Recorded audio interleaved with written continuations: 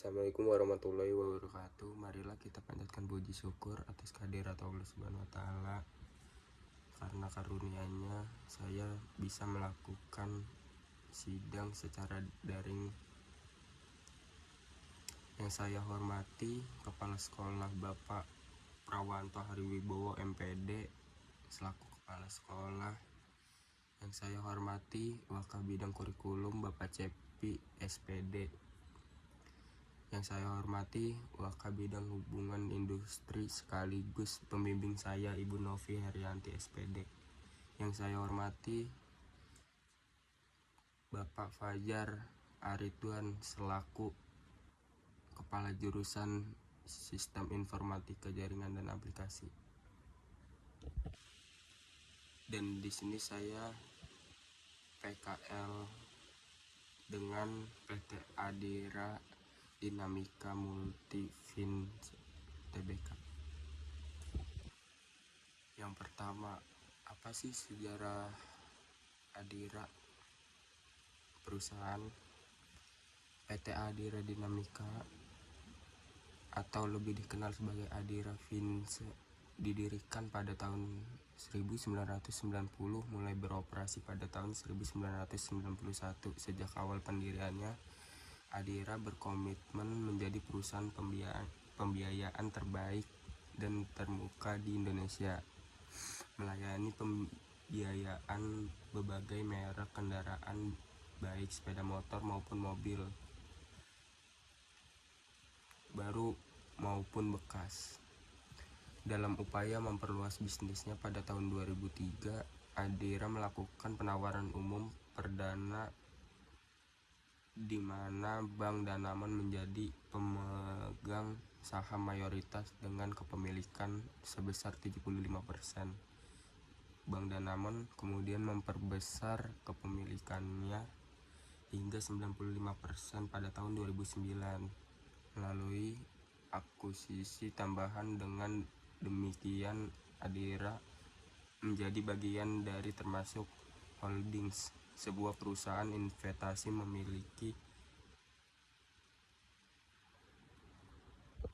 milik pemerintah Singapura.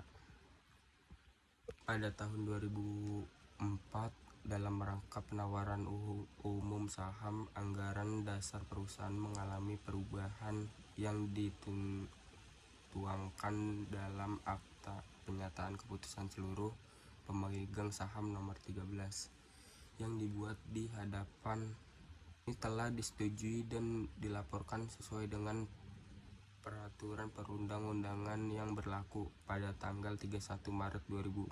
Seluruh saham Adira Fins resmi. Yang kedua, visi dan misi perusahaan Adira. Adira mempunyai satu visi yang menciptakan nilai bersama demi kepentingan perusahaan dan untuk meningkatkan kesejahteraan masyarakat Indonesia. Dan misinya yaitu Adira mempunyai dua misi. Misi menyediakan produk dan layanan yang beragam sesuai dengan siklus kehidupan pelanggan. Misi yang kedua yaitu memberikan pengalaman yang menguntungkan dan bersahabatan kepada pemangku kepentingan. Selama PKL saya ditempatkan menjadi penarikan unit dan kunjungan nasabah. Yang pertama, kunjungan nasabah. Apa sih kunjungan nasabah itu? Kunjungan nasabah melakukan kunjungan langsung ke alamat nasabah sesuai dengan daftar kunjungan yang telah ditentukan oleh atasan. Yang kedua, menjalani komunikasi yang baik dan sopan dengan nasabah untuk menggali informasi terkait kondisi pembayaran cicilan atau tunggakan kredit. Yang ketiga, memberikan edukasi kepada nasabah terkait pentingnya memenuhi kewajiban pembayaran angsuran sesuai dengan perjanjian pembiayaan. Yang keempat, membantu mengidentifikasi kendala atau alasan nasabah yang mengalami keterlambatan pembayaran.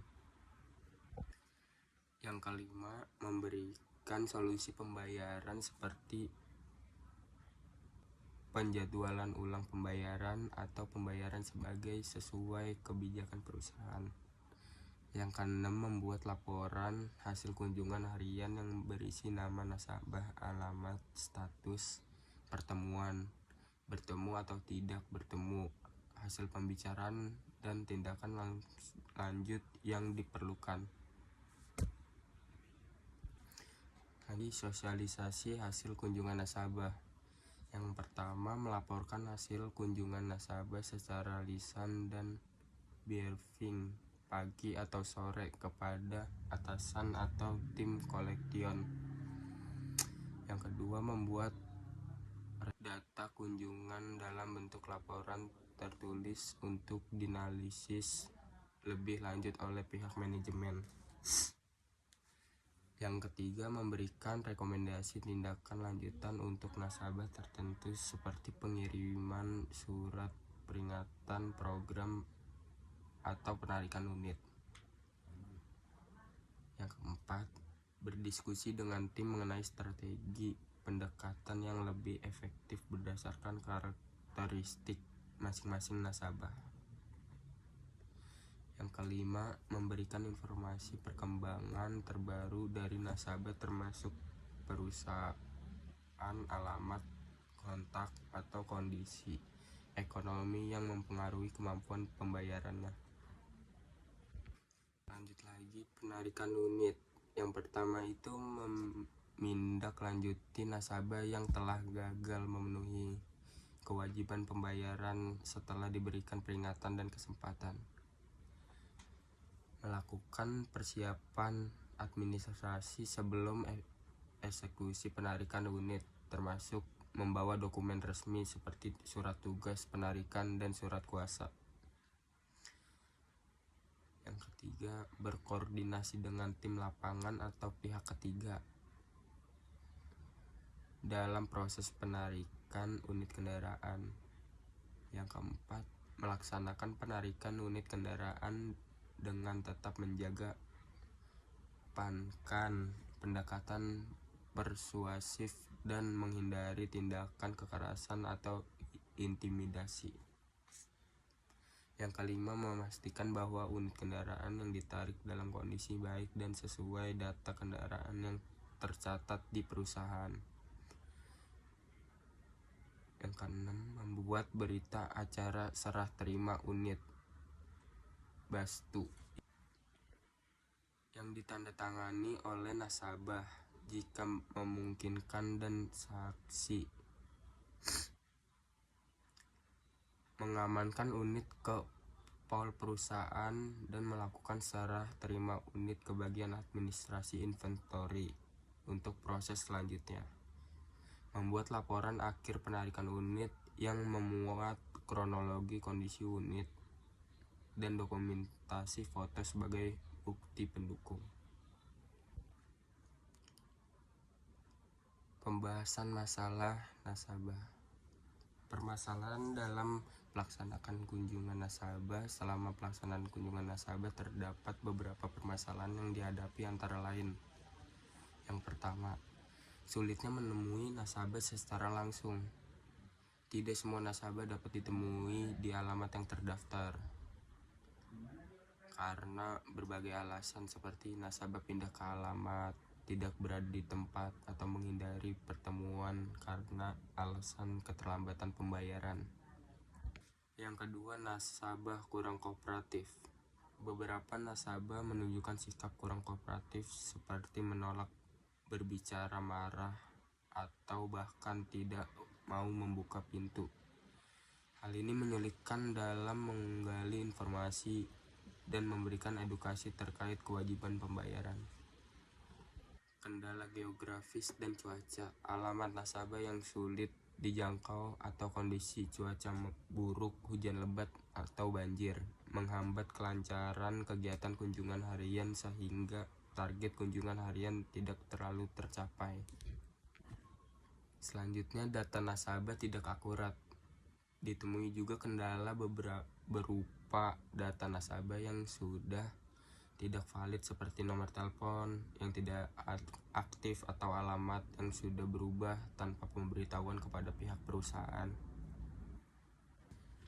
Permasalahan dalam proses penarikan unit.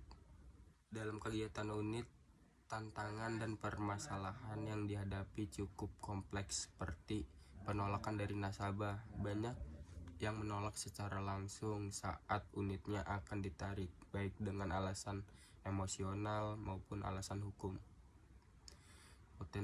Yang kedua, potensi konflik di lapangan. Penarikan unit beresiko menimbulkan konflik terbuka baik verbal maupun fisik apabila nasabah merasa tidak terima. Selanjutnya ada administrasi tidak lengkap. Kadang-kadang dokumen pendukung penarikan unit belum sepenuhnya lengkap atau ada kekeliruan dalam pencatatan unit kendaraan yang akan tertarik. Selanjutnya ada kesulitan teknik dalam penarikan. Unit yang akan ditarik berada di lokasi yang sulit dijangkau seperti gang sempit, rumah berpagar tinggi, atau kendaraan dalam kondisi tidak layak jalan. Yang dapat disimpulkan dari PT Adira berdasarkan hasil pelaksanaan praktek kerja lapangan di PT Adira Dinamika Multivins, dapat disimpulkan bahwa PT Adira merupakan salah satu perusahaan pembiayaan otomotif terbesar di Indonesia dengan sejarah panjang dan struktur yang solid. Apa manfaat yang bisa diambil selama praktik kerja lapangan? Manfaat yang saya ambil banyak. Saya akan mencoba menjelaskan satu persatu. Manfaat yang pertama itu mengetahui dunia kerja secara langsung.